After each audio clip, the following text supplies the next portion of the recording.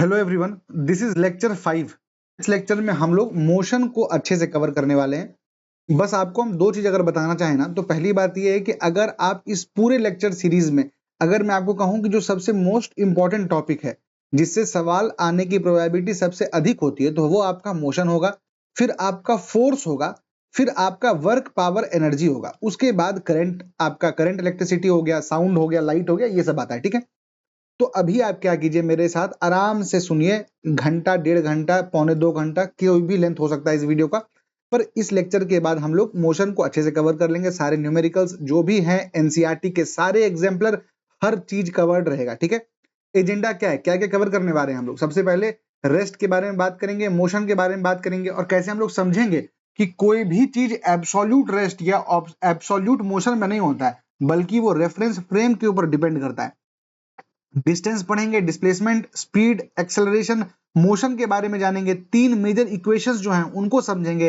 Free falling objects के बारे में बात करेंगे, ग्राफिकल रिप्रेजेंटेशन के बारे में बात करेंगे, प्रोजेक्टाइल मोशन और सर्कुलर मोशन। हम क्या कह रहे हैं, अगर आप नॉन साइंस बैकग्राउंड के हैं और आपको ऐसा लग रहा है कि ये सीरीज आपके लिए ओवरवेलमिंग हो जा रहा है, आपको याद रखने में तकलीफ हो रही है, तो अब से क्या करेंगे, जो भी डिफिकल्ट और जिससे चांसेस कम हैं सवाल आने के, जैसे प्रोजेक्टाइल है, तो हम आपको क्या करेंगे, इन टॉपिक्स के जो मेन चीज जो रट लेना है कि यार तुम मत समझो, बस ये 2 चीज 3 चीज रट करके आगे चले जाओ, वो हम आपको बता देंगे अगर आप नॉन साइंस बैकग्राउंड के हैं। पर हम फिर भी कहेंगे कि अगर आप नॉन साइंस बैकग्राउंड के हैं तब भी थोड़ा देर इत्मीनान से सुनिए तो सब समझ में आ जाएगा। ठीक है, स्टार्ट करते हैं। सबसे पहला टॉपिक क्या है, रेस्ट मोशन।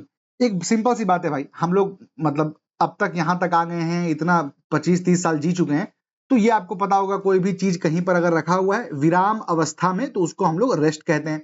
कोई भी चीज चल रही हो, जैसे एक ट्रेन हो गया या फिर एक पंछी उड़ रहा है, तो उसको हम लोग मोशन कहते हैं। ठीक है, पर बात क्या है ना कि आप ट्रेन की बात कर रहे हैं, आप पटरी के बाहर खड़े हैं, है ना, मान लीजिए कि यहाँ पर आपकी ट्रेन की पटरी है, यहाँ पर गांव है, आप गांव से देख रहे हैं तो आपको ट्रेन चलता हुआ दिख रहा है, ट्रेन के अंदर एक व्यक्ति बैठा हुआ है, वह व्यक्ति आपको मोशन में दिख रहा है। ठीक है, उस व्यक्ति में गति है।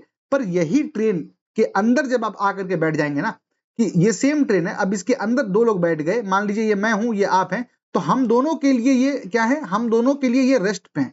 इसका मतलब समझ रहे हैं, माई फ्रेंड इज कम्प्लीटली, इनको लग रहा है कि ये स्टिल पे, इसको लग रहा है कि ये स्टिल है।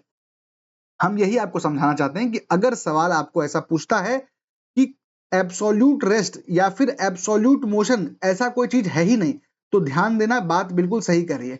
क्या कहता है कि हर चीज रेफरेंस पॉइंट के ऊपर डिपेंड करता है। समझ रहे हैं कि व्हेन वी से कि कोई चीज रेस्ट पर है, तो इसका मतलब वो रिलेटिवली रेस्ट पर है, कि आप कहां से देख रहे हैं उस पर डिपेंड करता है।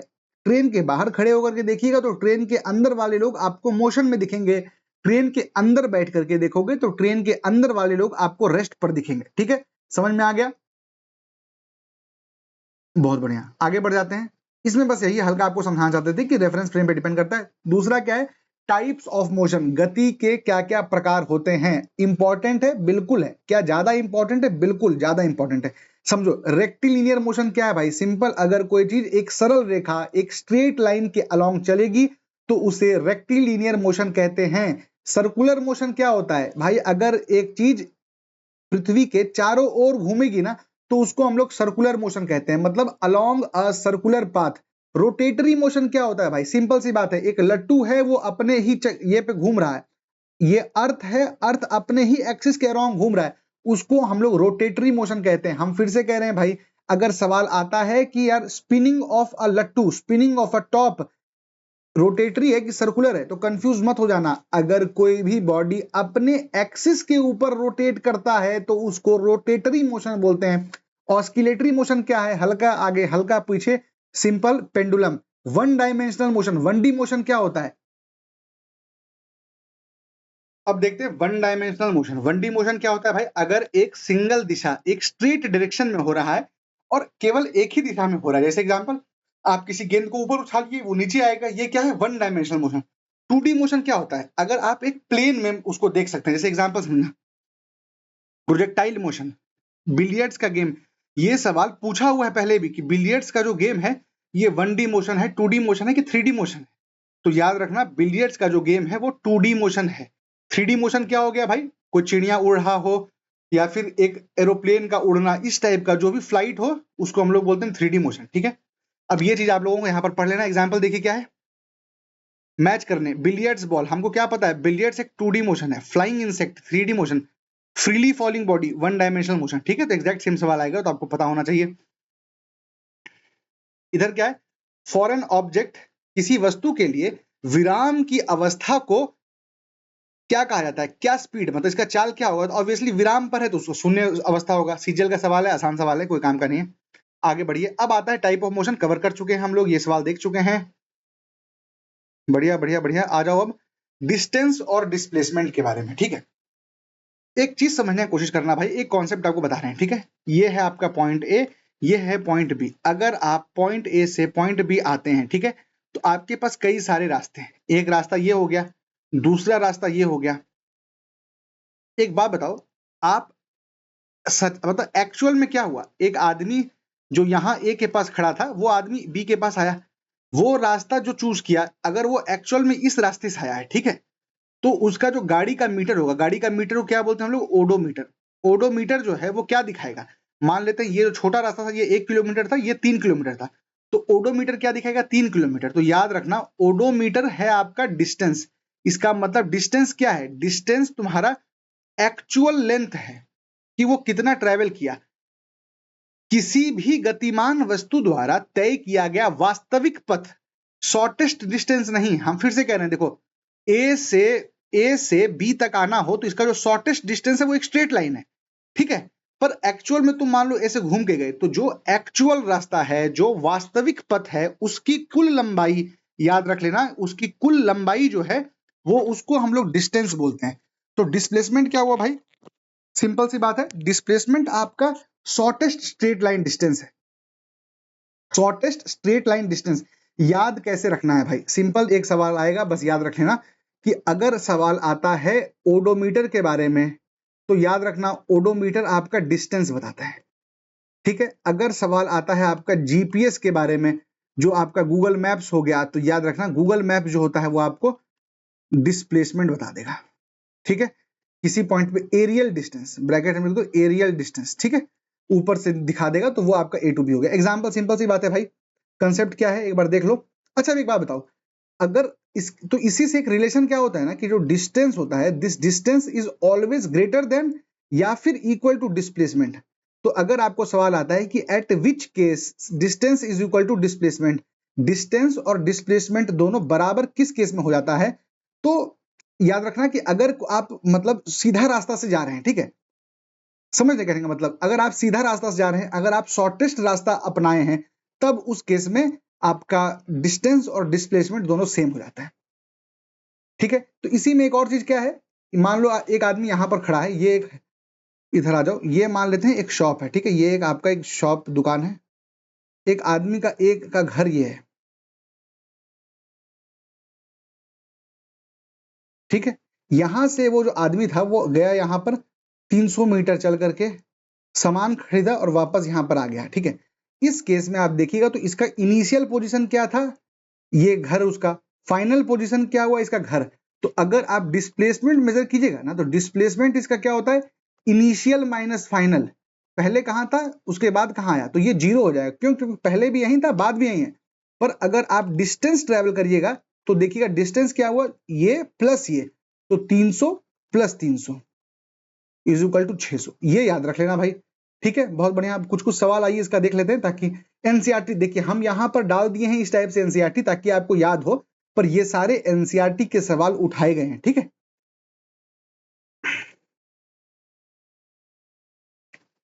डिस्प्लेसमेंट क्या होता है, जीरो, कब, जब स्टार्ट पॉइंट और एंड पॉइंट दोनों सेम होता है।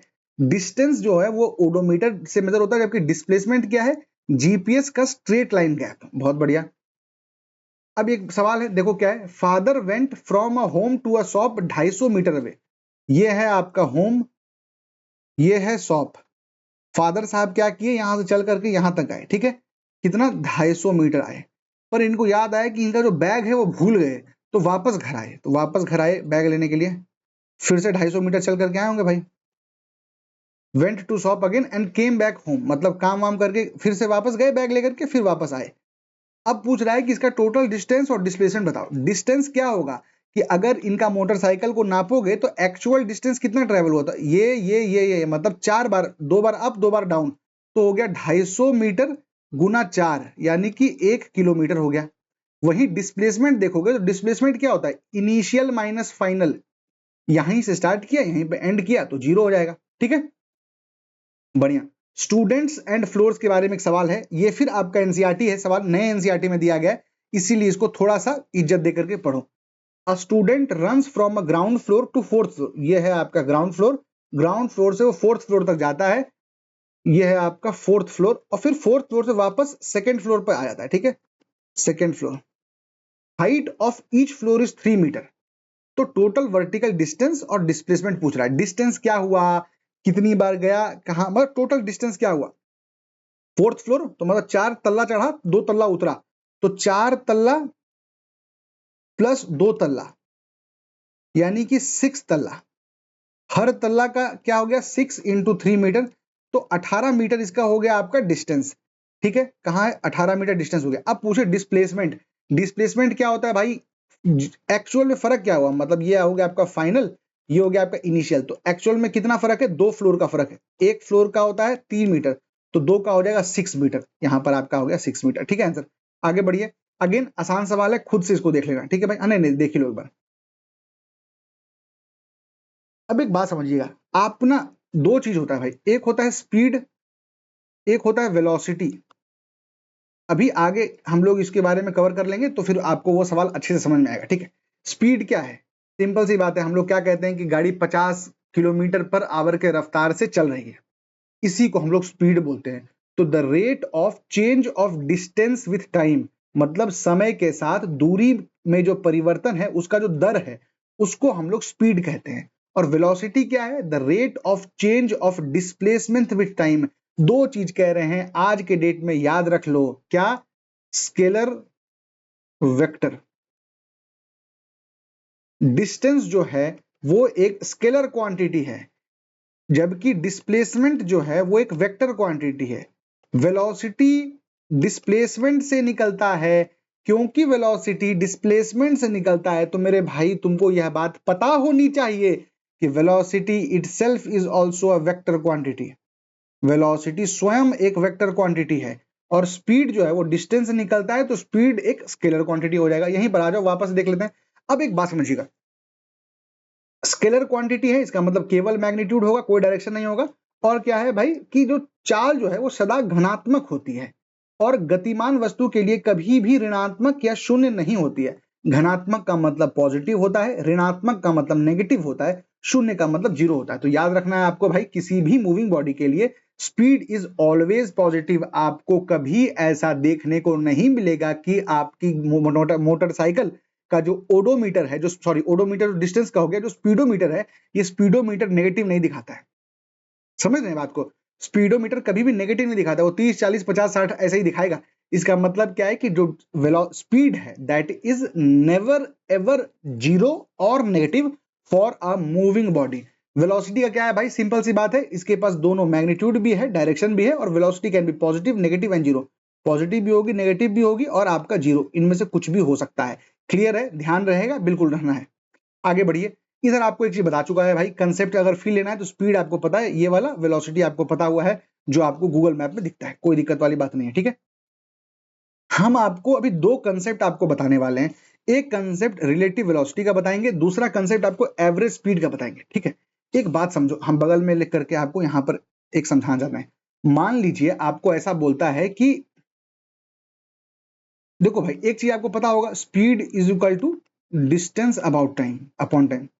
Speed is equal to distance upon time. ठीक है, मान लो कह रहा है कि एक बॉडी है जो कि हाफ डिस्टेंस, मतलब आधा डिस्टेंस, हाफ डिस्टेंस जो है वो आपका v1 स्पीड पे कवर किया, दूसरा जो मतलब बचा हुआ हाफ को v2 स्पीड पे कवर किया, तो एवरेज वेलोसिटी क्या होगा। तो हम लोग को बहुत बार मन करता है ना कि हम लोग एवरेज वेलोसिटी में क्या करें, v1 प्लस v2 अपॉन 2 कर दें, पर ये गलत हो जाएगा, पर ये गलत हो जाएगा। इसका सही तरीका क्या है, तो आओ हम आपके सामने एक बार बना देते हैं, और फिर आप फाइनल रिजल्ट को याद रख लीजिएगा। देखो भाई, हमको क्या पता है, speed is equal to distance upon time. अब ये क्या कह रहा है कि v1 आधा डिस्टेंस, मतलब अगर मान लेते हैं कि पॉइंट ए से पॉइंट बी के बीच का डिस्टेंस 2d था, तो पहला डी v1 पे चला, दूसरा डी आपका पहला डी v1 पे चला, दूसरा डी आपका v2 पे चला, ठीक है। तो speed is equal to distance upon time. अब आया स्पीड क्या हो गया, v1 is equal to D upon t1, याद रहेगा। दूसरा डिस्टेंस के लिए क्या है, v2 is equal to D upon t2। तो आप ऐसा लिख सकते हैं t1 is equal to D upon v1 और t2 is equal to D upon v2। यहां तक याद रख लो। अब क्या बोल रहा है कि एवरेज स्पीड पूछ रहा है। क्या बोल रहा है, एवरेज स्पीड। एवरेज स्पीड के लिए क्या करना पड़ेगा आपको, एवरेज वेलोसिटी, उसके लिए क्या करना होगा, speed is equal to again distance upon time. बहुत बढ़िया। v average is equal to distance क्या है, 2d upon time t1 plus t2 is equal to 2d upon t1 क्या है, d1 अपॉन v1। तो d upon v1 plus d upon v2, d पूरा cut जाएगा भाई, तो हो जाएगा आपका 2 upon 1 by v1 plus 1 by v2। तो 2v1 v2 upon v1 plus v2। याद रखना इस बात को। हम दोबारा से एक बात कह रहे हैं, ये सब चीज भूल जाओ, कुछ याद मत रखो, केवल एक चीज मेरे भाई याद रख ले कि अगर कोई आदमी, कोई गाड़ी, कोई चीज हाफ डिस्टेंस पे फोकस करना, हाफ डिस्टेंस v1 से कवर करे, हाफ डिस्टेंस v2 से कवर करे, तो उसका average velocity 2v1 v2 upon v1 plus v2 होगा। ठीक है,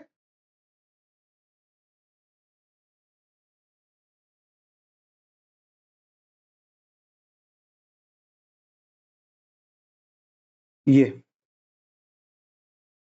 v average is equal to 2v1 v2 by v1 plus v2। कब, जब हम equal distances at v1 plus v1 and v2 करेंगे, ठीक है। इसी को हम लोग हार्मोनिक मीन भी कहते हैं। बहुत बढ़िया। अब दूसरा चीज क्या है भाई, अगर आप इक्वल टाइम करता है, मतलब कि इक्वल समय के लिए वो v1 रखा है, इक्वल समय के लिए v2 रखा है, तो उसका average v1 plus v2 by 2 होगा। ये अरिथमेटिक मीन होगा, ठीक है। ये दोनों याद रख लेना। दूसरा कंसेप्ट क्या है भाई आपका, दूसरा कंसेप्ट है रिलेटिव वेलोसिटी का। तो रिलेटिव वेलोसिटी का कंसेप्ट से पहले ना एक चीज आपको आइए यहां पर दिखाते हैं। मान लीजिए हम लोग एक ट्रेन पर हैं, मान लीजिए हम लोग एक ट्रेन पर हैं, ये आपकी ट्रेन की एक पटरी रही, ये है आपका प्लेटफॉर्म नंबर 1, ये है आपका प्लेटफॉर्म नंबर 2। यहां पर आपका मान लीजिए ये हो गया प्लेटफॉर्म 1 पे गाड़ी है, ये प्लेटफॉर्म नंबर 2 पे गाड़ी खड़ी है, ठीक है। ये गाड़ी इधर से चल रही है, ये गाड़ी इधर से चल रही है। तो कभी आप देखें जब आप खिड़की पे बैठे रहते हैं, आपका जो आप जिस मतलब जिस डायरेक्शन में चल रही है आपकी ट्रेन, उधर उल्टा से कोई ट्रेन आती है तो एकदम जुक करके पास होती है, फील हुआ होगा आपको ना। तो आपको लगता है कि बाप रे बहुत तेज चल रही है, पर एक्चुअल में बहुत तेज नहीं चल रही है। यही कंसेप्ट है रिलेटिव वेलोसिटी का। इसी के साथ आप एक चीज और ध्यान दीजिए कि आप कभी ऐसा देखे हैं, ये महसूस किए हैं कि एक ट्रेन चल रही है, दूसरी ट्रेन, दोनों सेम दिशा में चल रही है, तो आपको बहुत देर तक दिखेगा कि आपको जो आदमी दिख रहा था वही आदमी थोड़ा थोड़ा दूर तक दिखता रहेगा, धीरे धीरे वो आगे बढ़ेगा, पर एक्चुअल में तो ट्रेन घूम रही है ना। इसी को हम लोग कहते हैं रिलेटिव वेलोसिटी। तो मेरे भाई बस इतना बात याद रख लेना कि जब भी कोई दो गाड़ी, दो ट्रेन सेम डायरेक्शन में चलेगी, तो उनका जो रिलेटिव वेलोसिटी होगा वो उन दोनों का डिफरेंस होगा, उन दोनों को घटाने से जो मिलेगी वो होगा। जबकि अगर कोई दो गाड़ी ऑपोजिट डायरेक्शन में चल रही है तो वो दोनों आपस में तेजी से एक दूसरे की तरफ आएगी, इसीलिए relative velocity va plus vb मतलब दोनों का एडिशन होगा। याद रखना, अगर इन दोनों का एक ही दिशा है तो नेगेटिव होगा, विपरीत दिशा है तो इन दोनों को जोड़ना पड़ेगा, सम करना पड़ेगा, ठीक है। अब आइए कुछ कुछ सवाल आपको देख लें। ये सब आपको बताया जा चुका है भाई, रिलेटिव वेलोसिटी समझो बात को। ये देखो जानबूझ करके हम थोड़ा इस टाइप का लिए हैं, यहां से आपको हम एक कंसेप्ट और समझाना चाहते हैं। क्या कह रहा है, train A moves north at 54 kilometre per hour, ठीक है। ये है आपका ईस्ट, ये हो गया आपका वेस्ट, ये हो गया नॉर्थ, ये हो गया साउथ, ठीक है। तो ट्रेन ए मूव्स नॉर्थ, ऊपर जा रही है, क्या इसका है 54 किलोमीटर पर आवर, ठीक है। Train B moves south at 90 kilometre per our.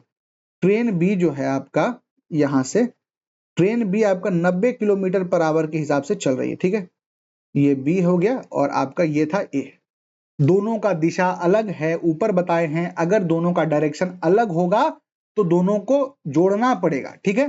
Find the velocity of B with respect to A. Simple सी बात है भाई, 54 प्लस 90 हो जाएगा यानी कि 144। अब आप ऑप्शन देखिएगा तो आपको ऑप्शन में क्या दिख रहा है भाई, 40 मीटर पर सेकंड। इसका मतलब क्या है, आपको ऐसा दिख नहीं रहा है तो याद रख लेना बस क्या बात है कि किलोमीटर पर आवर को मीटर पर सेकंड में कन्वर्ट किया गया है। ठीक है, कैसे करते हैं भाई, सिंपल सी बात है, 54 है किलोमीटर पर आवर, तो आप इसको लिख सकते हैं 54 इंटू 1 किलोमीटर की जगह पर आप 1000 मीटर डाल दीजिए, और आवर की जगह पर 60 मिनट, उसके अंदर 60 सेकंड, तो 54 इंटू 1000 बटा 3600, काटोगे तो 5/18 मिलेगा। ठीक है, 5/18 मिलेगा। तो अब यहां पर आपको 90 और 5 54 था ना जैसे, तो 54 इंटू 5/18 कट गया 3, तो ये हो गया 15। 90 इंटू 5/18 ये कट गया आपका 5, 5 पचे 25 हो गया, तो 25 प्लस 15 इज इक्वल टू 40 हो जाएगा आपका आंसर। ठीक है, 40 मीटर पर सेकंड, याद रख लेना भाई। अब क्या बोल रहा है, an object travels 20 metre in 6 second and then another 30 metre in 4 second. तो एवरेज स्पीड पूछ रहा है, हमको उतना नहीं पता भाई, हमको बस इतना बताया है बीपीएससी भाई ने कि average speed is equal to distance, total distance upon time, वो टाइम भी आपका टोटल होगा। ठीक है, तो total distance upon total time पता है आपको, बहुत बढ़िया। अब यहां पर बस आप एक चीज याद रख लो, क्या कह रहे हैं, डिस्टेंस क्या हो गया, 20 plus 30 is equal to 50 metre. ठीक है, स्पीड कितना हो गया आपका, 4 सेकंड प्लस 6 सेकंड तो 10 सेकंड, तो average speed 5 metre per second हो जाएगा, काम खत्म। ठीक है, the rate of change of displacement with time is called as force, क्या बात करते हो, एक्सेलरेशन क्या बात करते हो, रिटार्डेशन क्या बात करते हो, वेलोसिटी। पर अगर ऑप्शन में स्पीड भी होता तो याद रखना स्पीड क्या है, the rate of change of distance, ये याद रखना, दूरी, समय के साथ विस्थापन में परिवर्तन को हम लोग वेलोसिटी कहते हैं, वेग कहते हैं। ठीक है, अब ये बात आओ और थोड़ा समझने की कोशिश करो, इंपॉर्टेंट है। Which of the following statements is false, इनमें से कौन सा स्टेटमेंट गलत है। पॉज कीजिए वीडियो, खुद एक बार कोशिश कीजिए। The body can have velocity v is equal to 0 and still be accelerated. Acceleration क्या है अभी आपको नहीं बताया गया है, इधर आएगा, बस इतना याद रखो कि एक्सेलरेशन कुछ नहीं है भाई, वेग के परिवर्तन का दर है, मतलब rate of change of velocity, velocity के रेट ऑफ चेंज को एक्सेलरेशन कहते हैं। कहने का मतलब क्या है भाई, आज अभी जब हम t इज इक्वल टू 0 पे खड़े हैं तो आपका वेलोसिटी मान लेते हैं 10 मीटर पर सेकंड है। अब कोई आदमी t is equal to 10 second पर देखा तो बोला भाई इसका वेलोसिटी बढ़ करके 50 मीटर पर सेकंड हो गया। इसका मतलब क्या हुआ कि 0 से 10 सेकंड के बीच में वेलोसिटी 10 से 50 हो गया। ये जो रेट ऑफ चेंज है ना, मतलब dv अपॉन dt, मतलब वेलोसिटी में कितना चेंज हुआ, तो 50 माइनस 10 बटा टाइम कितना देर लगा, 10 सेकंड, काटोगे तो 4 होगा। ये जो 4 है मीटर पर सेकंड स्क्वायर, इसी को हम लोग एक्सेलरेशन कहते हैं। तो ये कह रहा है कि अगर किसी का वेलोसिटी 0 है तो क्या वो एक्सेलरेटेड हो सकता है, मेरे भाई बिल्कुल। आप इसके बारे में सोचिए कि अगर वेलोसिटी ही 0 है तो वो क्या एक्सेलरेटेड हो सकता है, कैसे होगा। देखो इसमें दो केस आप लेके चलो, वेलोसिटी 0 बोल रहा है, इसका मतलब क्या, वेलोसिटी डिस्प्लेसमेंट के साथ है। हम यहाँ क्या करते हैं ना, आपको एक इमेजिन करो, ये एक गेंद है, ठीक है, ये गेंद है, आप इस गेंद को ऊपर उछाले, ऊपर उछाल करके ये यहां तक गया, फिर वहां से वापस लौटेगा। जिस समय ये गेंद यहाँ ऊपर था उस समय इसका वेलोसिटी कितना था, 0 था। जिस समय ये गेंद ऊपर था उस समय उसका वेलोसिटी कितना था, 0 था। पर उस समय आप देखिएगा तो इस पे ग्रेविटी नीचे लग रहा है जी, यही जी तो एक्सेलरेशन है। तो भले ही वेलोसिटी 0 है, देयर आर चांसेस कैन कि वो एक्सेलरेटेड हो सकता है, कि वस्तु का भले ही वेग 0 है पर फिर भी त्वरित हो सकता है। बहुत बढ़िया। दूसरा क्या है, a body can have constant velocity but varying speed, नहीं ये मुश्किल है। कांस्टेंट स्पीड के साथ वेरिंग वेलोसिटी हो सकता है, समझना बात को, देखो हम क्या कह रहे हैं भाई, एक हो गया स्पीड, एक हो गया वेलोसिटी। वेलोसिटी का मतलब क्या, स्पीड का मतलब क्या हुआ, सिंपल 10 मीटर पर सेकंड। कहने का मतलब एक बॉल है, ये बॉल अगर सर्कुलर मोशन कर रहा है तो इस जगह पर भी 10 मीटर पर सेकंड है, इस जगह पर भी 10 मीटर पर सेकंड है, इस जगह पर भी 10 मीटर पर सेकंड है, तो हर जगह सेम है, तो इसका स्पीड कांस्टेंट है। पर वेलोसिटी क्या होता है, स्पीड प्लस डायरेक्शन। अब डायरेक्शन तुम देखो, यहां पर डायरेक्शन इधर है, यहाँ पर डायरेक्शन इधर है, यहाँ पर डायरेक्शन इधर है, यहाँ पर डायरेक्शन इधर है, इसका मतलब क्या है, डायरेक्शन चेंजेस। तो आपको इतना बस पता होना है भाई कि यहाँ पर पूछ रहा है कि अगर आपका वेलोसिटी सेम है तो समझ लो कहने का मतलब, वेलोसिटी सेम है इसका मतलब क्या हुआ, स्पीड भी सेम, डायरेक्शन भी सेम। तो ऐसा इम्पॉसिबल होगा ना कि a body with constant velocity have varying speed, गलत। जबकि अगर किसी चीज का मान लेते हैं स्पीड सेम है 10 10 10 10, स्टिल आप देखिए तो इसका जो डायरेक्शन है वो बदल रहा है। अब क्योंकि इसका डायरेक्शन बदल रहा है तो आपको ये याद रखना चाहिए कि velocity is equal to speed plus direction. इसका डायरेक्शन बदल रहा है, स्पीड सेम है, तो velocity is equal to same. हम कह रहे हैं भाई अगर अभी भी समझ में नहीं आया तो 2 बार बैक करके दोबारा सुनो, फिर भी समझ में नहीं आया तो इतना याद रखना कि स्पीड अगर सेम है तो जरूरी नहीं है कि वेलोसिटी भी सेम होगा, और अगर वेलोसिटी सेम है तो ये जरूरी है कि स्पीड भी सेम होगा। ठीक है, बढ़िया। अब आओ एक्सेलरेशन। एक्सेलरेशन के बारे में आपको बता दिए, सिंपल सी बात है। जब आप अपने मोटरसाइकिल का जो एक्सकलेटर है उसको घुमाते हैं, जब आप गाड़ी के एक्सकलेटर जो पेडल है उसको जब आप दबाते हैं, तो आपको याद रहे कि जैसे ही आप दबाए तो गाड़ी क्या हुई, तेज होती है। कहने का मतलब 30 मीटर पर सेकंड चल रहा था, आप उसका जो एस्केलेटर है उस पेडल को दबाए, तो जैसे ही पेडल को आप दबाते हैं तो आप देख रहे हैं वो 30 से 50 हो गया। इसका मतलब क्या हुआ कि इसके वेग में बढ़ोतरी हो गई। अब क्योंकि इसका वेग बढ़ गया तो इसी को तो हम लोग एक्सेलरेशन कहते हैं। फिर थोड़ी देर बाद आप क्या किए, ब्रेक दबा दिए, तो ये 50 घट करके 30 हो गया मेरे भाई। इसी को हम लोग नेगेटिव एक्सेलरेशन कहते हैं, इसी को हम लोग डी एक्सेलरेशन कहते हैं, याद रखना। ठीक है, तो हमको ये याद रहेगा कि एक्सेलरेशन क्या है, can be positive, can be negative और जीरो। और हमको ये भी पता है कि एक्सेलरेशन के बारे में कहा जाता है कि इट इज द, एक्सेलरेशन के बारे में कहा जाता है कि it is the rate of change of velocity. मेरे भाई velocity itself is a vector quantity, so can I say that the rate of change of velocity which is acceleration is also a vector quantity? Yes, we can say। और velocity क्या है आपका, metre per second है, इसमें divide कर दो time से तो मीटर पर सेकेंड स्क्वायर हो जाएगा आपका एक्सेलरेशन का यूनिट। ये भी आपको पता होना चाहिए। ठीक है, बढ़िया, ये सब चीज आपको पता है। आओ एक बार यहां पर देख लेते हैं। ठीक है,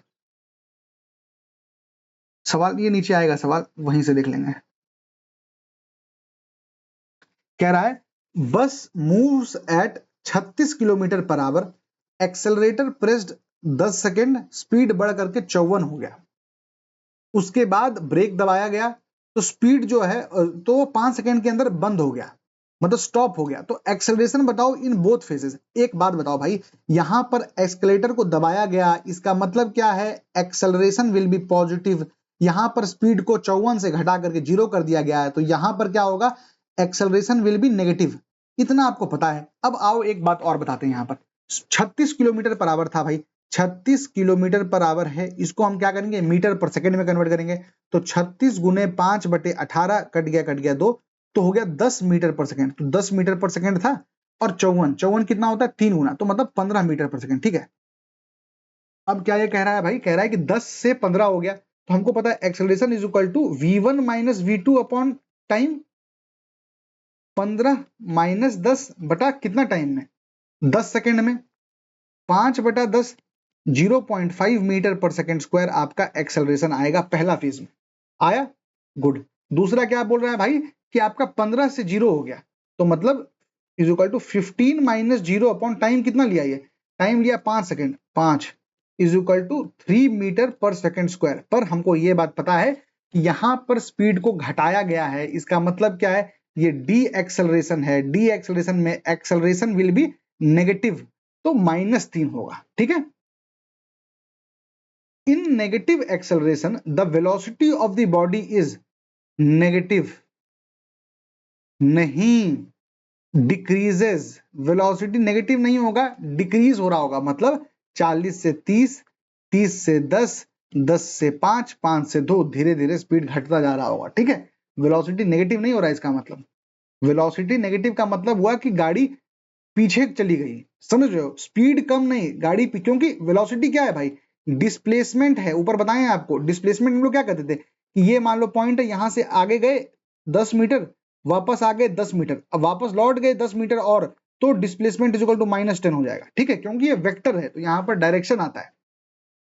अब आ जाओ यूनिफॉर्म मोशन और नॉन यूनिफॉर्म मोशन। सिंपल सी बात है भाई, अगर कोई body equal distance equal interval में कवर कर रहा है, मतलब हर 10 सेकंड में देख रहे हैं कि भाई ये 5 मीटर आगे बढ़ जा रहा है, तो उसको हम लोग कह लेंगे ये समान गति पे चल रहा है। अगर कोई चीज समान गति पे चलेगा तो इसका मतलब है कि उसकी जो चाल है वो स्थिर होगी। अगर उसकी चाल स्थिर होगी तो उसका त्वरण शून्य होगा, उसका एक्सेलरेशन शून्य होगा। वहीं नॉन यूनिफॉर्म मोशन के साथ ऐसा नहीं होता है। नॉन यूनिफॉर्म मोशन के साथ आपको देखने को मिलेगा कि आपकी जो स्पीड है वो आपके मतलब बढ़ेगी घटेगी, तो स्पीड बढ़ रही है घट रही है, तो इसका मतलब क्या हुआ कि unequal distances in equal interval, इसका मतलब मेरे भाई नॉन जीरो। ठीक है, अब यहां पर आप एक बात समझना, कैन ये कॉन्सेप्ट समझो भाई, ये एनसीईआरटी का एग्जाम्पलर में भी पूछा गया है, उसके एक्सरसाइज में भी पूछा गया है। Can a constant speedometer mean acceleration. हमको क्या पता है भाई, स्पीडोमीटर के बारे में बताया गया है कि स्पीडोमीटर का काम क्या है कि वो डिस्टेंस बताएगा, बिल्कुल बताएगा। क्या वो डायरेक्शन बताएगा? नहीं बताएगा। तो अगर डिस्टेंस बता रहा है इसका मतलब स्पीड तो बता रहा है। पर अब ये सवाल क्या बोल रहा है कि कांस्टेंट स्पीडोमीटर मतलब स्पीड इज कांस्टेंट। समझ लो बात को, डिस्टेंस की जगह स्पीड लिखना बेटर रहेगा। ठीक है, तो इसका मतलब क्या है कि स्पीड आपका कांस्टेंट है, तो क्या उसका एक्सेलरेशन जीरो है? मेरे भाई कैसी बात कर रहे हो सकता है ना कि वो 10 मीटर पर सेकंड पे ही एक सर्कल मार रहा है, जो भी हम ऊपर बताए, तो उसमें क्या हुआ, डायरेक्शन हर सेकंड चेंज हो रहा है। अब क्योंकि डायरेक्शन जो है वो हर सेकंड चेंज हो रहा है, भले ही गाड़ी के अंदर जो स्पीडोमीटर है उसमें कांस्टेंट है, तो मेरे भाई याद रखना कि भले ही स्पीडोमीटर कांस्टेंट हो, भले ही स्पीड कांस्टेंट हो, इसका मतलब है कि एक्सेलरेशन हो सकता है। ऐसा नहीं कि कांस्टेंट स्पीडोमीटर का मतलब ही है कि एक्सेलरेशन नहीं है, चांसेस है। देखो ना क्या कह रहा है, a girl is riding her scooter, एक लड़की स्कूटर चला रही है और स्पीडोमीटर का रीडिंग स्थिर है। क्या स्कूटर का त्वरित होना संभव है? बिल्कुल संभव है, और स्पेशली अगर वो कर्व्ड पाथ पे चल रही है, ये डायरेक्शन। ठीक है, आगे बढ़ जाओ भाई। अब ये बहुत इंपॉर्टेंट है, यहां से सवाल भी ढेर सारे आते हैं, न्यूमेरिकल्स ढेर सारे मिलते हैं देखने को। अगर आप नॉन साइंस बैकग्राउंड के हैं तब भी थोड़ा सा स्थिर से बैठिए। हम क्या कर रहे हैं, स्टार्ट करने से पहले आपको 3-4 चीज बताना चाहते हैं।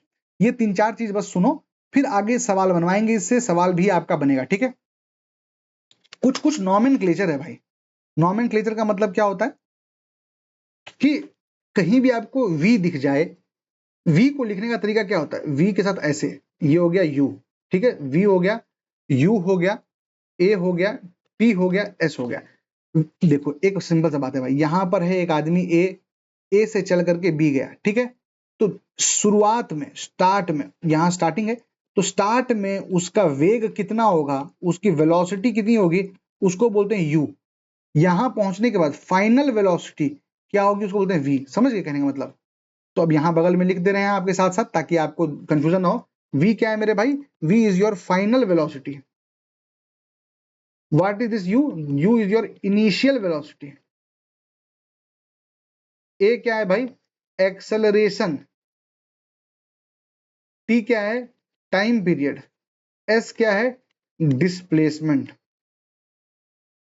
S डिस्प्लेसमेंट है, डिस्टेंस नहीं है। ठीक है, अब आपको 3 इक्वेशन याद रखना है भाई। एक फॉर्मूला है जो कहते हैं v is equal to u plus a t. थोड़ी देर पहले देखो ना भाई, हम लोग क्या बोल रहे थे, acceleration is equal to v1 minus v2 upon time नहीं कह रहे थे? ये वही नहीं है भाई, फाइनल वेलोसिटी। देखो ना, इसको तोड़ोगे तो क्या होगा, v minus u is equal to a t, तो a is equal to v minus u upon t. Final velocity minus initial velocity divided by time. यही तो हम लोग थोड़ी देर पहले देखे, rate of change of velocity. तो एक इक्वेशन क्या हो गया आपका, v is equal to u plus a t. दूसरा इक्वेशन क्या है आपका, s is equal to u t plus half a t square. तीसरा इक्वेशन क्या है भाई आपका, तीसरा इक्वेशन है आपका v square is equal to u square plus 2as। ये तीनों को आपको रट लेना है। फिर से कह रहे हैं, v क्या है, final velocity, initial velocity, acceleration, time, displacement, initial velocity, time, half, acceleration, time, final velocity, initial velocity, acceleration, displacement. क्या इसका मतलब समझ में आ गया आपको? अब एक एक को हम लोग यूज करेंगे, ठीक है, सवाल आने पर। एक और अगर आप याद रख लेते हैं तो बस इतना याद रखना कि अगर पूछता है ना कि कोई मान लो बॉडी है, एक कार है, ये एक कार है मेरे भाई,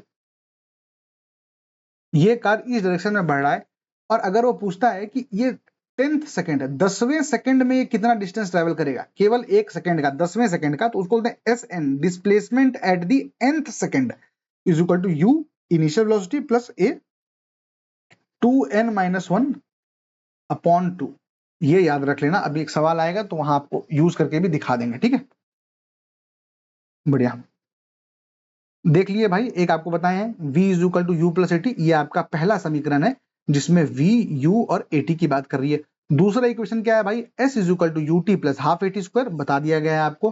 थर्ड क्या है, v square is equal to u square plus 2as, बहुत बढ़िया।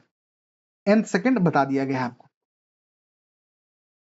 सवाल क्या है भाई, सवाल कह रहा है कि कार गिव्स कार का जो ब्रेक है गिव्स -4 मीटर पर सेकंड। यार ये यहाँ पर ये एनसीईआरटी से उठाया गया है, चैप्टर नंबर 4 8वां नंबर। देखो क्या कह रहा है कि कार का जो ब्रेक है ना वो -4 मीटर पर सेकंड दे रहा है।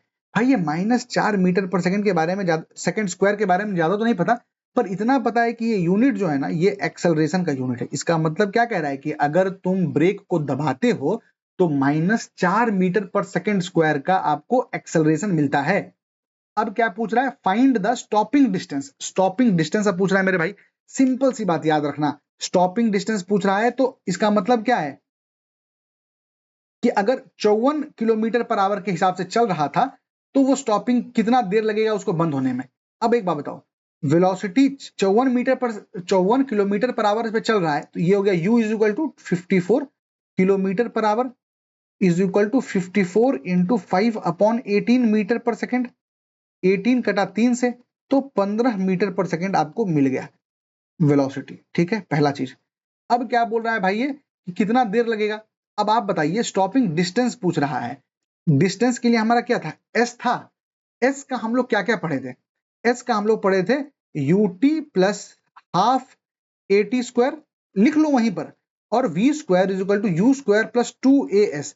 अब तुम खुद देखो क्या कह रहा है, स्टॉपिंग डिस्टेंस। स्टॉपिंग डिस्टेंस मतलब कि जहां पर गाड़ी बंद हो गया, बंद हो गया मतलब फाइनल वेलोसिटी जो है वो 0 होगा।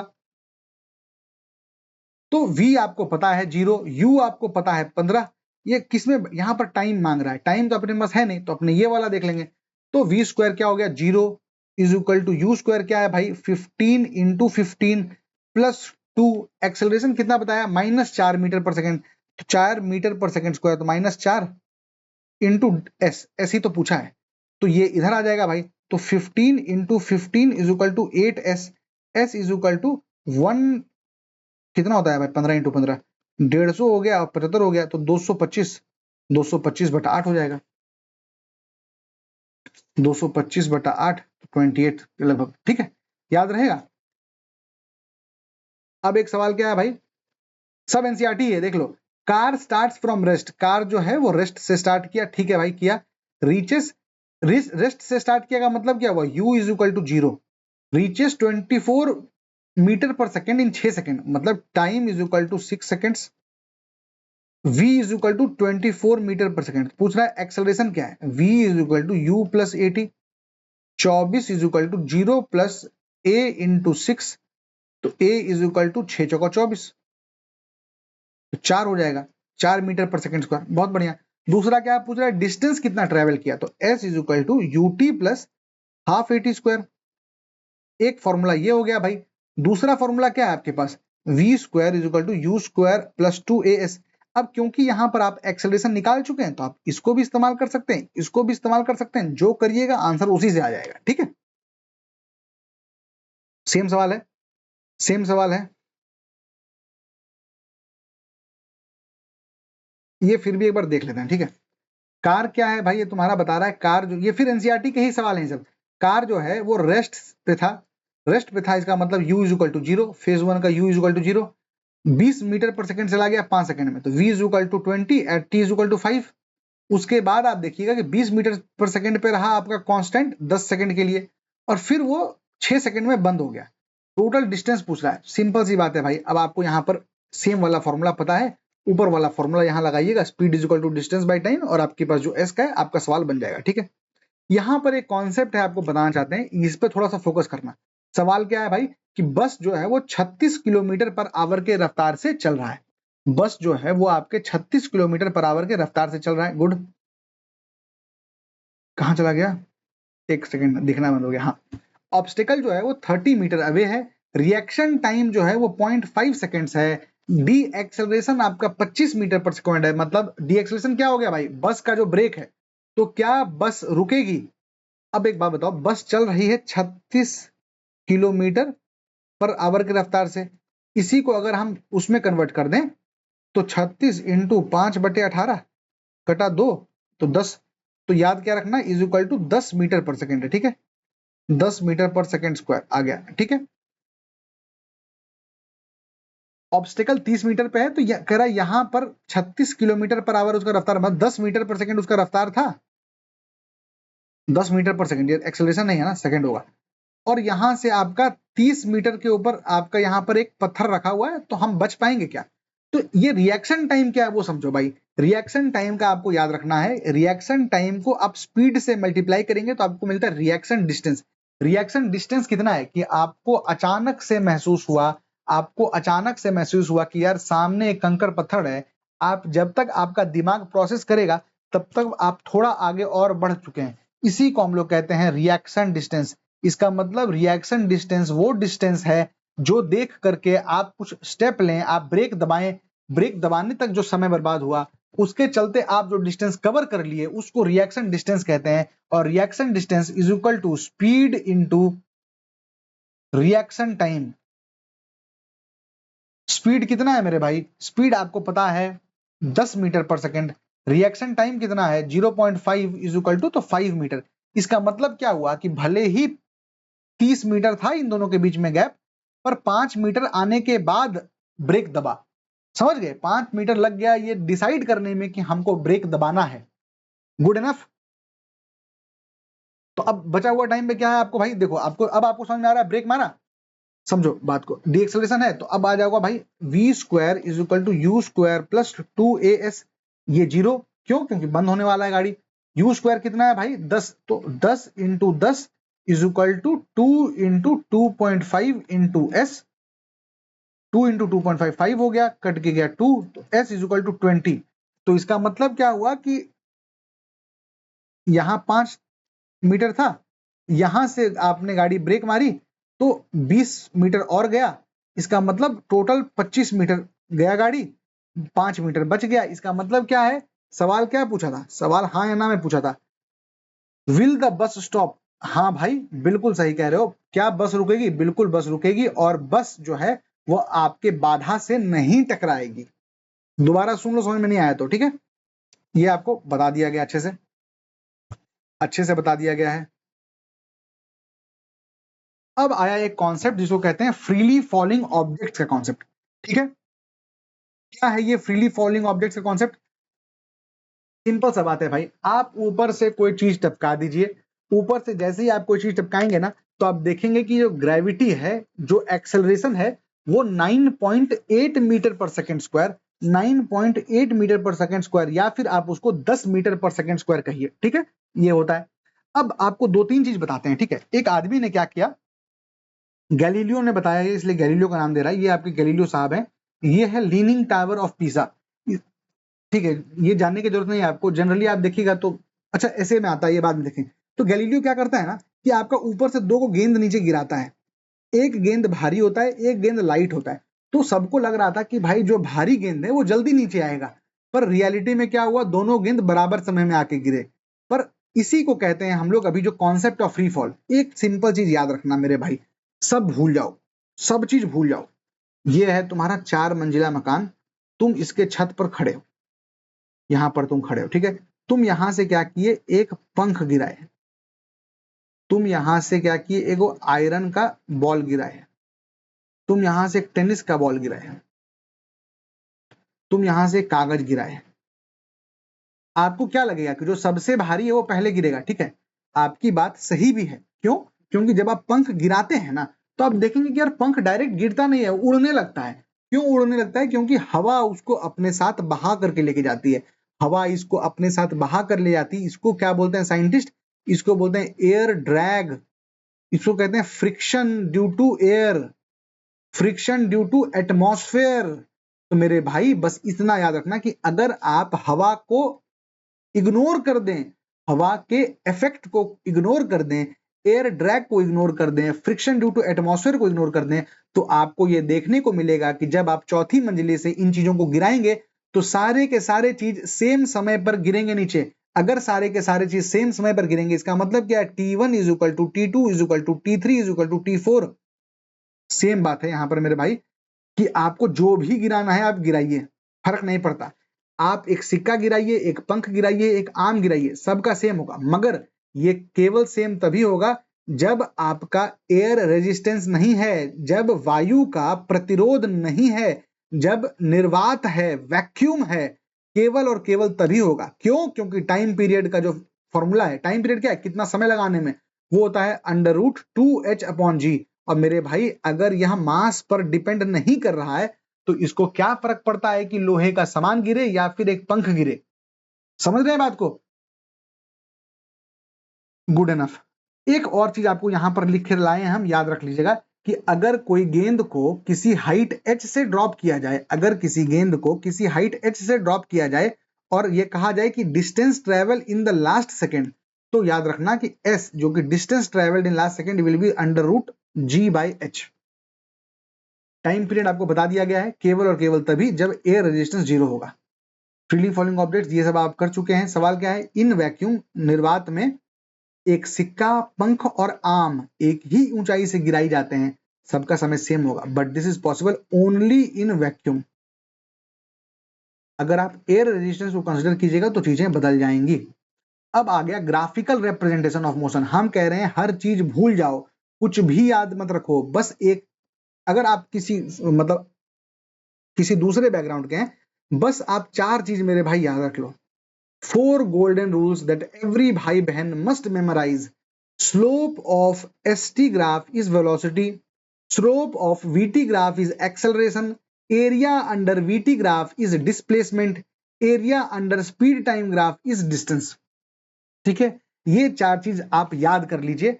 अब अगर आप समझना चाहते हैं तो हम आपको थोड़ा सा समझाना चाहते हैं। एक लाइन है भाई, y is equal to mx। ये लाइन क्या है ना, एक straight line passing through the origin, एक स्ट्रेट लाइन का ये फॉर्मूला है। तो जब आप देखते हैं v is equal to I R, तो आपको हम लोग पढ़ाएं ओम्स लॉ में, तो आपको क्या बताया गया था, y is equal to m x से कन्वर्ट कर कंपेयर कर लो इसको, तो आपको क्या पता चलेगा कि y is equal to m x. ठीक है, तो आपको पता चलेगा जो m है ना, यही है स्लोप। स्लोप का मतलब क्या हुआ भाई, एक लाइन ऐसा रहेगा, ऐसा रहेगा, ऐसा रहेगा, ये सब इसके स्लोप पर ही डिपेंड करता है, इसके ढलान पर ही डिपेंड करता है। ठीक है, तो y is equal to m x हो गया। अब आप यहां पर आइए, slope of s t graph पूछ रहा है। देखो वेलोसिटी क्या है भाई, s अपॉन टी,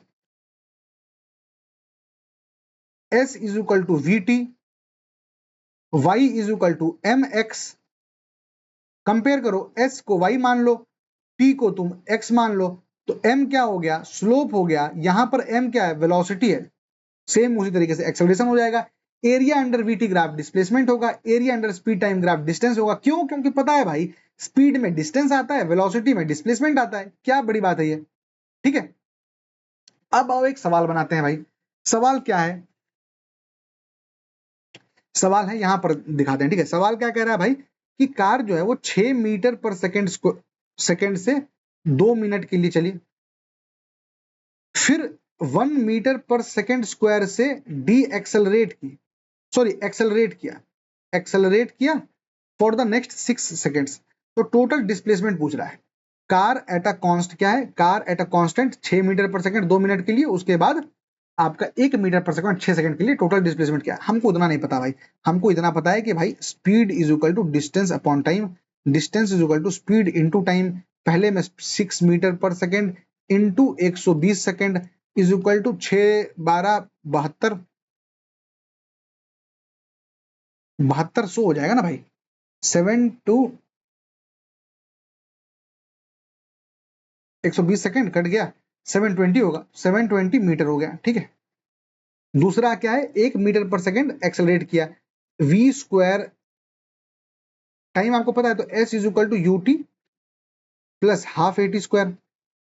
एस ही तो पता करना है हमको, u कितना है 6 मीटर पर सेकंड, तो 6 into time 6 second plus half into acceleration 1 into time 6 into 6। तो equal to 36 plus 36/2 18, 18 plus 36 equal to 54। Total क्या हुआ 720 प्लस 54 यानी कि 774। याद रहेगा, याद रहेगा भाई। अब हम आपको इसी को दिखाएं यहाँ पर ग्राफ बना करके। क्या था सवाल, सवाल कह रहा था कि भाई कार एट अ कांस्टेंट चल रहा है 6 मीटर पर सेकंड पे, कांस्टेंट मतलब स्ट्रेट लाइन हो गया भाई। फिर क्या बोला, एक्सेलरेट किया 1 मीटर पर सेकंड से, तो ऊपर उठ गया। अब अगर आप इसको ग्राफ में प्लॉट कर देंगे ना वेलोसिटी और टाइम का, तो अब आपको ऊपर क्या बताए थे कि वेलोसिटी और टाइम, सवाल क्या है डिस्प्लेसमेंट, तो वेलोसिटी और टाइम के ग्राफ का जो एरिया होता है, एरिया जो क्षेत्रफल होता है वही तो डिस्प्लेसमेंट है। तो इसका क्षेत्रफल कैसे निकालोगे, ये आपको दिख रहा है रेक्टेंगल की तरह, तो लेंथ इंटू ब्रेथ कर दो। लेंथ इसका कितना है 120, ब्रेथ कितना है 6, तो 120 गुना 6 कितना हो गया 720, प्लस ये ट्रेपीजियम हो गया। ट्रेपीजियम का कैसे निकालते हैं भाई, half into sum of sides into height. Sum of sides कितना हो गया भाई 6 प्लस 12, तो हाफ इंटू 6 प्लस 12 इंटू इनके बीच का गैप, इनके बीच का गैप कितना है 126 माइनस 120 करो तो इंटू 6 कट जाएगा 54 आएगा। इन दोनों को जोड़ दो, तो हम जो पहले निकाले आप एरिया से निकाले, देखिए दोनों का दोनों बराबर पड़ गया। ठीक है, the slope of a velocity time graph क्या बताता है, एक्सेलरेशन त्वरण को बताता है, ऊपर बता चुके हैं आपको। ठीक है, अब आओ प्रोजेक्टाइल मोशन।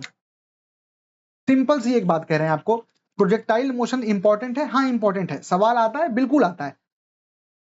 हम कह रहे हैं कि तुम सब चीज छोड़ दो, कुछ मत याद करो, बस एक चीज याद रख ले मेरे भाई कि मैक्सिमम रेंज, समझना बात को, यहां पर आपका एक गेंद है, ये आपका, यहां से आप एक गेंद फेंके, ठीक है, यहां से आप एक गेंद फेंके, अब ये गेंद गया, ये गेंद आकर के कहां गिरेगा, टिक टिक टिक टिक टिक टिक टिक टिक, यहां गिरा, बहुत बढ़िया। ये जो एंगल है ना इसको थीटा बोलते हैं। अब इस थीटा को तुम मान लेते हैं 30 डिग्री रखो या तुम 60 डिग्री रहो, तो इस हिसाब से इसका कितना दूर जाएगा ना ये डिपेंड करता है। हम कह रहे हैं सब छोड़ो, बस एक चीज याद रखो, अगर एंगल ये थीटा 45 होगा ना, अगर एंगल 45 होगा तो इसका जो रेंज होगा वो मैक्सिमम होगा। तो maximum range of a projectile, maximum range of a projectile कितना है 45 डिग्री, 45 डिग्रीज, याद रखिएगा 45 डिग्रीज। ठीक है, गुड एनफ। दूसरा चीज आपको क्या याद रखना है भाई कि इक्वल रेंज के बारे में, कि थीटा, थीटा क्या है एंगल, और 90 माइनस थीटा, थीटा और 90 माइनस थीटा का जो रेंज है वो सेम होता है। थीटा और 90 माइनस थीटा का जो रेंज है वो सेम होता है, मतलब 30 डिग्री और 60 डिग्री का रेंज सेम होगा। ठीक है, 30 डिग्री और 60 डिग्री का जो रेंज है वो सेम होगा, ये बात को याद रखिएगा। उसके अलावा आपको प्रोजेक्टाइल मोशन में कुछ याद करने की जरूरत नहीं है भाई। रेंज का फॉर्मूला क्या है, u square sine 2 theta by g, u square sine 2 theta by g. Maximum होगा जब थीटा 45 होगा। मैक्सिमम हाइट कहां होता है भाई, ऑब्वियसली एपेक्स पे होता है। कितना होता है, u square sine square theta upon 2 जी। ठीक है, टाइम ऑफ फ्लाइट कितना देर लगेगा, ये इंपॉर्टेंट है। सिमेट्रिक की समानतम है, मतलब कि सिमेट्री का मतलब क्या है कि आप खुद देखिए ना, देखिए इस टाइप का बनता है, नहीं आपको सिमेट्री कैसे, आप समझिए ना भाई, सर्कल क्या होता है सिमेट्री, जितना इधर उतना उधर, उसी टाइप का, बस याद रख लेना पैराबोलिक जो पाथ होता है वो सिमेट्रिक होता है। Speed at top you cos theta करने की जरूरत नहीं है, इक्वल रेंज ये जानने की जरूरत है, ये देख लेना। ठीक है, during the motion of a projectile fired from the earth surface kinetic energy remains constant. भाई वेलोसिटी तो चेंज होता रहता है ना, तो velocity half m v square है, वेलोसिटी क्या होगा हाफ एम वी स्क्वायर, तो याद रखना कि ये चेंज होता रहता है। मोमेंटम रिमेन्स कांस्टेंट, भाई मोमेंटम क्या है मास इनटू वेलोसिटी, अगर वेलोसिटी चेंज हो रहा है तो मास तो सेम है, तो मोमेंटम चेंज होगा। वर्टिकल वेलोसिटी इज कांस्टेंट, गलत, horizontal velocity is constant, true. याद रखना भाई कि for a parabola horizontal velocity हमेशा कांस्टेंट होता है, वर्टिकल वेलोसिटी चेंज होता है। क्यों, क्योंकि ग्रेविटी उसके ऊपर एक्ट कर रहा होता है। ठीक है, अब एक कंसेप्ट है आपका सर्कुलर मोशन का। सर्कुलर मोशन कुछ नहीं है भाई, सिंपल सी बात है कि आप एक गेंद लीजिए और आप उसको ऐसे घुमाते रहिए, उसी को हम लोग सर्कुलर मोशन बोलते हैं। अगर सर्कुलर मोशन के आगे यूनिफॉर्म शब्द लग जाए, यूनिफॉर्म लग जाए, तो इसका मतलब समझ लेना कि स्पीड कांस्टेंट है, केवल और केवल वेलोसिटी चेंज हो रहा है। क्यों, क्योंकि दिशा बदल रही है, the direction is changing because velocity changes, तो स्पीड, ये आपको समझ में आ जा रहा है। ठीक है, इसमें और कुछ आप याद रखने की जरूरत नहीं है। दो फोर्सेस हैं भाई, एक फोर्स है सेंट्रीपिटल फोर्स, एक फोर्स होता है जिसको सेंट्रीफ्यूगल फोर्स बोलते हैं। ये फोर्स जब हम पढ़ाएंगे तो और अच्छे से पढ़ाएंगे, फिलहाल बस इतना याद रख लेना कि एक सेंट्रीपिटल फोर्स जो है ना वो अंदर की ओर खींचता है, सेंट्रीफ्यूगल है वो बाहर की ओर खींचता है। सेंट्रीपिटल फोर्स अंदर की ओर खींचता है, सेंट्रीफ्यूगल फोर्स बाहर की ओर खींचता है, ठीक है। इसका फॉर्मूला क्या है, mv²/r, मास, वेलोसिटी और ये जो रेडियस है r, ठीक है। Acceleration is equal to v²/r। अब अगर आप एंगुलर वेलोसिटी की बात करते हैं, एंगुलर वेलोसिटी क्या हुआ भाई, सिंपल सी बात है कि कितना एंगल वो उस समय मतलब एक सेकंड के अंदर वो कितना एंगल कवर किया। तो याद रखना उसको हम लोग ओमेगा से कवर करते हैं, तो 2π/t। आपको दोनों चीज आप याद कर सकते हैं, मतलब v is equal to r omega होता है। सवाल क्या आएगा, सिंपल v²/r, अगर आपको याद है तो आपका सवाल निकल जाएगा, ठीक है। ठीक है, सिंपल सी बात है। A motor vehicle moves in a circle at a uniform speed, net acceleration क्या होगा। पहली बात तो एक्सेलरेशन जीरो नहीं होगा, क्यों, क्योंकि डायरेक्शन चेंज हो रहा है, तो वेलोसिटी चेंज हो रहा है। अगर वेलोसिटी चेंज हो रहा है तो acceleration can never be zero. दूसरा, एक्सेलरेशन कैसा होगा, टुवर्ड्स द सेंटर होगा कि अवे फ्रॉम द सेंटर होगा। तो मेरे भाई ये टुवर्ड्स द सेंटर होगा, क्यों, क्योंकि सेंट्रीपिटल, याद रखना सेंट्रीपिटल, ठीक है। आपको देखिए ना यहाँ पर एग्जाम्पल बना के दिए हैं भाई, ये है आपका सेंट्रीपिटल, तो गाड़ी हो गया या फिर स्विंग हो गया या फिर कोई सैटेलाइट हो गया, ये सारे सेंट्रीपिटल के हैं, क्योंकि सेंट्रीपिटल अंदर की ओर खींचता है, सेंट्रीफ्यूगल बाहर की ओर खींचता है, ठीक है। तो जब आप एक शार्प टर्न, एक होता है ना टेढ़ा करके आप गाड़ी घुमाते हैं तो आप बाहर की ओर गिरते हैं, या फिर जो कपड़ा धुल रहा है, ये सारे सेंट्रीफ्यूगल के एग्जाम्पल्स हैं, ठीक है। इसमें केवल इतना है, ज्यादा करने की जरूरत नहीं है। कुल मिलाकर के अगर आप इसमें न्यूमेरिकल जो अभी हम ऊपर कवर करवाए ना, अगर आप वो न्यूमेरिकल्स कवर कर लेते हैं तो आपका मोटा मोटा ये टॉपिक खत्म हो जाएगा। करना क्या है, इस वीडियो देखने के बाद बीबी ब्रेनवर्क्स में जाइए, जाकर के इसका 10 सवाल का जो क्विज है वो 10 सवाल के क्विज को अटेम्प्ट कर लीजिए और रिवाइज करते रहिए। अगला लेक्चर आपका मोशन का आने वाला है। Thank you. मोशन हो चुका है, अगला लेक्चर फोर्स का आने वाला है। Thank you.